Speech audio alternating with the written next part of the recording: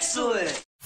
What's up guys? In my recent monthly builds video, as well as a couple other random build videos that I've done in the past, say, month or two, I have gotten a repeated question, and that is, hey Paul, you mentioned this website, KingWin or something like that, and you mentioned getting Windows 10 on the cheap. So I decided to make a video specifically about that. I'm going to walk you through my process of actually purchasing a Windows 10 license from kingwin.net. That's KINGUIN, so like penguin with a king. It costs about $19 or $20 US from there. I'm going to go through the process of installing it on this, the little computer that I built for my parents just recently. And hopefully you guys will learn a little bit of something and maybe find a new source for getting yourself a Windows license, because Lord knows every time I put a new computer together, I don't necessarily want to drop another $100 on getting Windows for it. But Windows in a lot of situations is just kind of required if you build your own computer. Linux and all that stuff. Yes, we could get into that argument, but that's not what this video is about.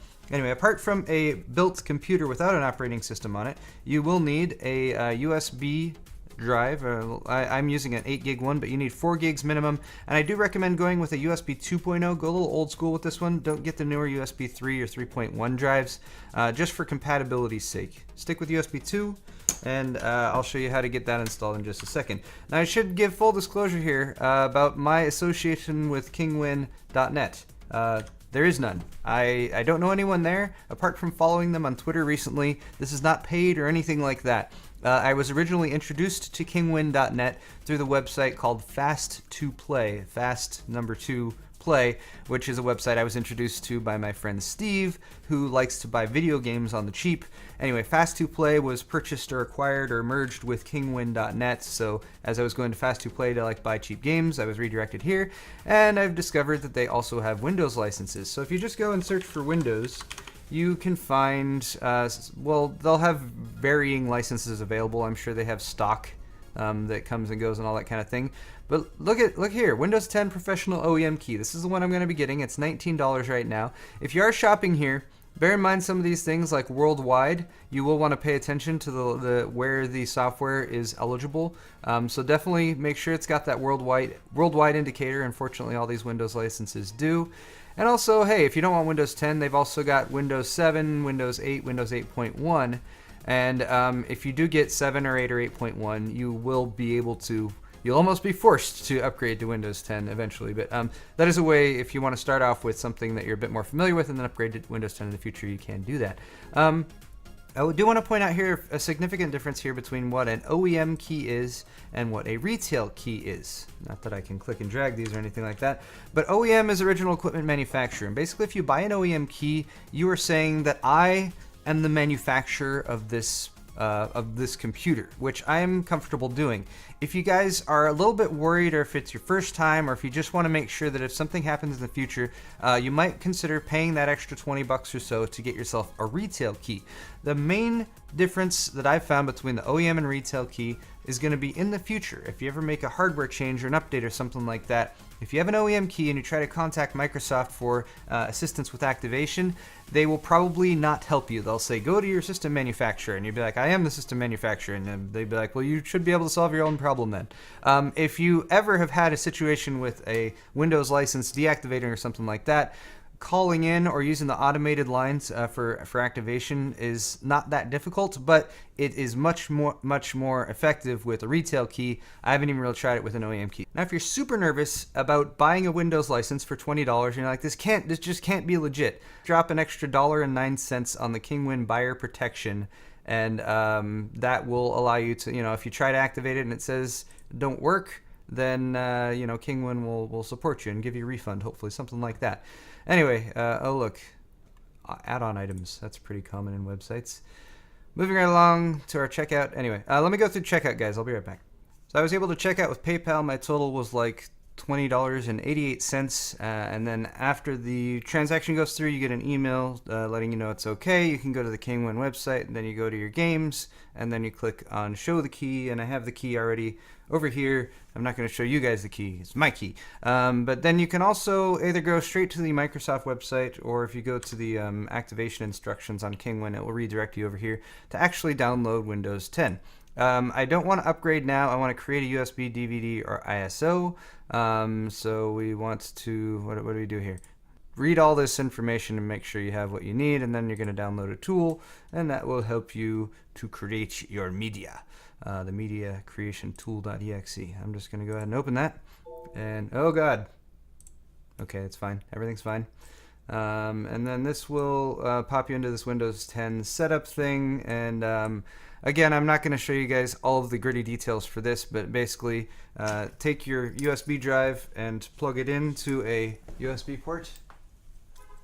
Okay, so we'll definitely accept these license terms. Did I mention at the beginning when I was telling you guys what you needed for this that you do need another computer, a separate working computer to make this?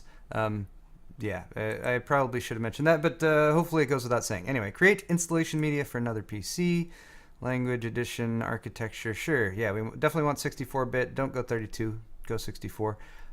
Use recommended options. Okay, sure, yeah, recommended options, that's fine. We're doing it on a USB flash drive, so we'll hit next. We will select the flash drive, it's the only one connected, hit next again, and then it's going to go through the procedures for making the Windows 10 installation media. I'll let this go, and I'll be right back. Alright, we've hit 100%, USB flash drive is ready. It took maybe 15 to 20 minutes all told. That was to download and set up the USB drive, and that's going to depend based on your downloads, or based on your download speeds. I'm just going to hit finish. And lastly, well, not lastly, but next, I'm going to switch over here so I can start capturing what's going on in this system. So I'll be right back. I'm also going to, well, I can do this, grab the actual USB drive and plug it into this system into a USB 2.0 port, not a USB 3.0. Again, USB 2.0, in my experience with Windows installations, leads to less complications. I don't know if that's the same with Windows 10 or not, but I'm just gonna do it. I lost audio while I was recording this next part, but here's how things happened. I was able to boot up the system without having to go into the BIOS and change the boot device, which was nice, and went straight to the USB and then went to the Windows 10 installer. The Windows 10 installer will ask for that product key right up front. Fortunately, my new key worked just fine to move on with the installation process. On this next menu, I will always choose Custom Installation, and I like to delete any existing partitions off of the drive that I'm installing to. Now another 10 to 15 minute wait while files copy over, and then an automatic reboot. After that, you go through the Windows 10 setup procedures. Fortunately, the system rebooted itself and went and booted straight off of the SSD, as it should have. I did go into the advanced setup procedures to pretty much turn off as much tracking stuff as I possibly could.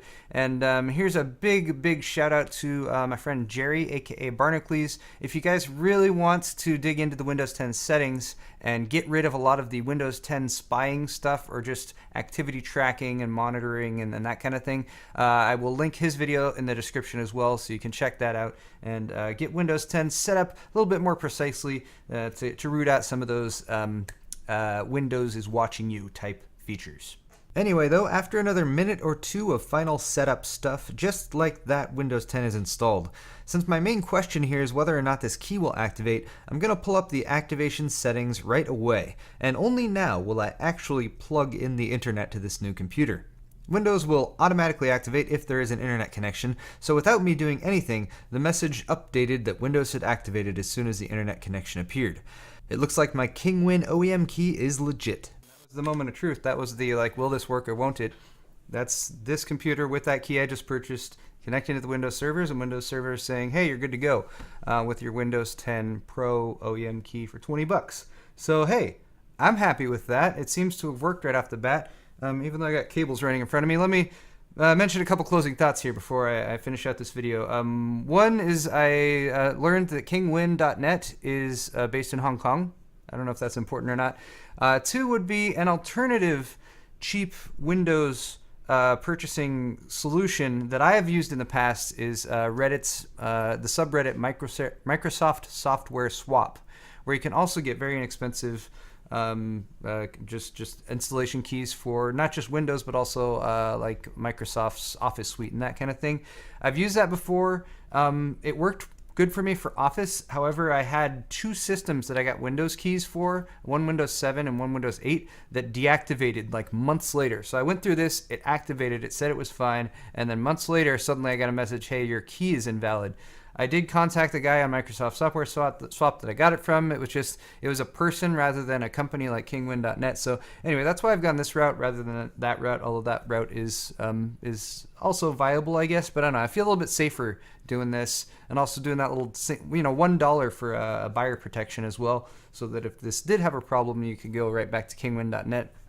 The final thing I checked out, just looking a little bit closer at the Kingwin.net website, is actually these keys are sold by third parties. So Kingwin is kind of acting like an Amazon marketplace seller, and these sellers are selling the keys through it. So there's actually a bunch of sellers of these keys who had them listed for $20 each, which means that you're getting them from different locations. But Kingwin seems to be standing behind them, and again, pay $1 for that buyer protection, and I think you'll be all set to go. Anyway, guys, I hope you've learned a little bit from this video, whether it's about the general procedure for installing Windows 10, or maybe just a much less expensive means of getting Windows 10 versus paying the $8,200 buying it at retail.